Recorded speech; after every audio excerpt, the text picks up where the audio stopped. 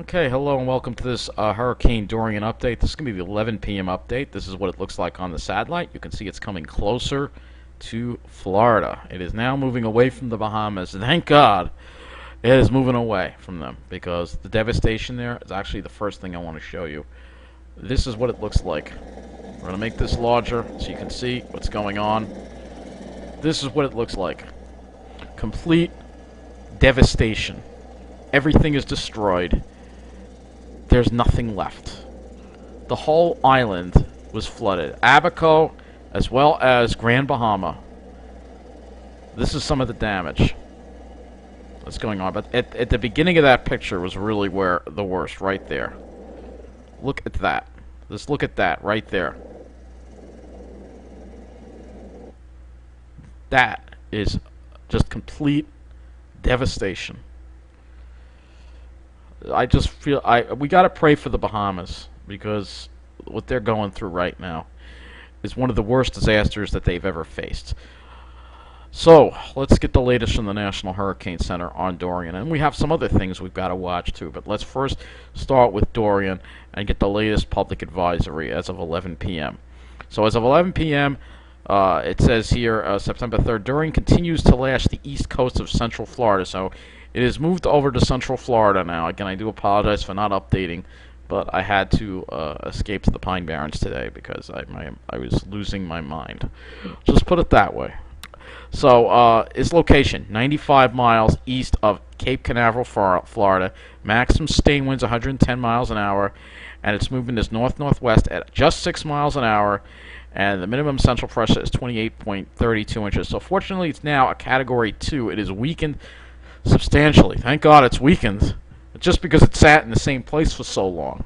So, as 11 p.m., the center of Hurricane Dorian was located near latitude 28.4 north, longitude 79 west. Dorian is moving toward the north-northwest at 8 miles an hour, and a slightly faster motion toward the northwest or north-northwest is expected through early Wednesday. A turn toward the north is forecast by Wednesday evening, followed by a turn to the north-northeast on Thursday morning. On this track, the core of Hurricane Dorian will move dangerously close to the Florida east coast and the Georgia coast through Wednesday night.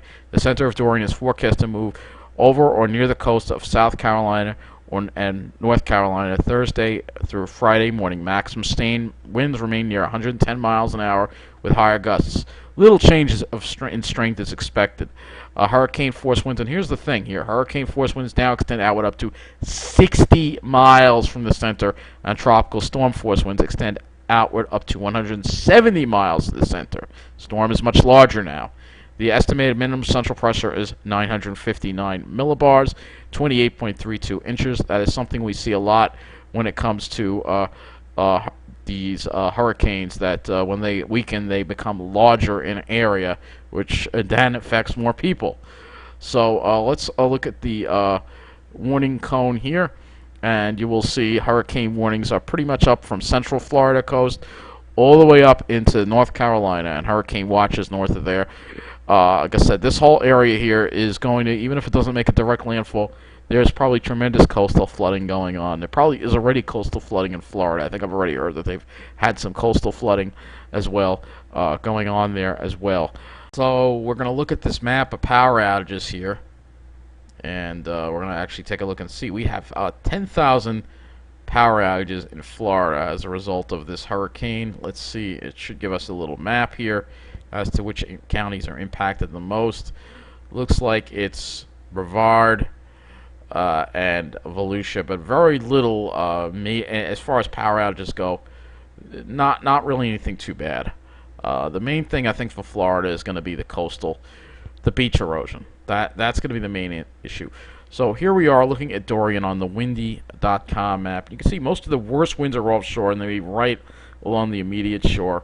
This is looking at the Euro model, and you can see the sustained winds are up near probably around 70 to 100. Well, they say 110, but if we move this wind gusts over, you'll still get that white area where it's over 100. That stays offshore, and we're going to actually start looking at the forecast now. So, at 5 p.m. Wednesday, it gets a little closer, but the worst part stays offshore.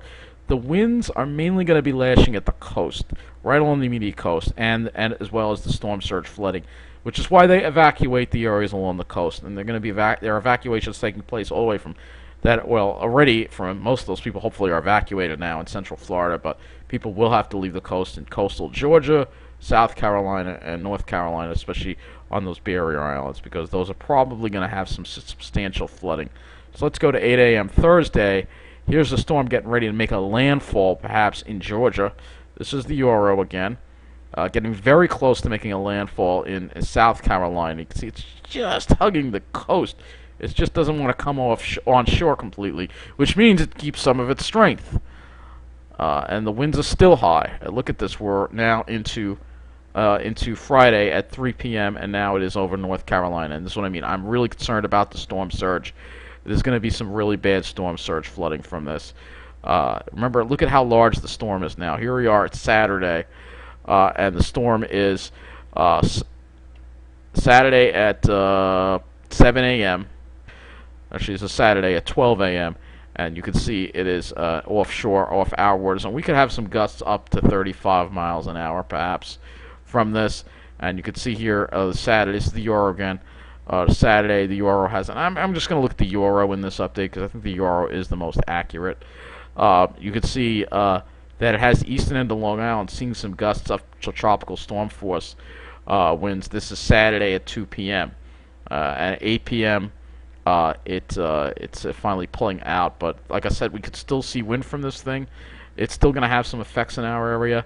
If I go to the sustained winds, you will see the sustained winds won't be too bad except along eastern Long Island and maybe along the south shore.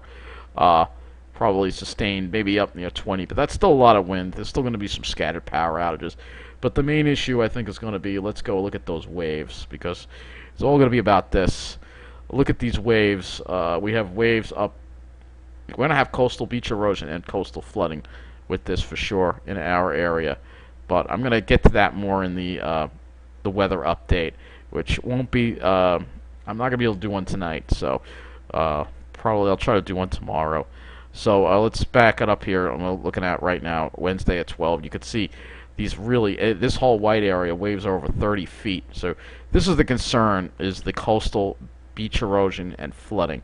This is why all those areas along the coast are getting evacuated, because of that threat. So that will conclude this Hurricane Dorian update. I want to thank you for watching, and again, I urge you please to stay tuned to the National Hurricane Center for the latest on Hurricane Dorian.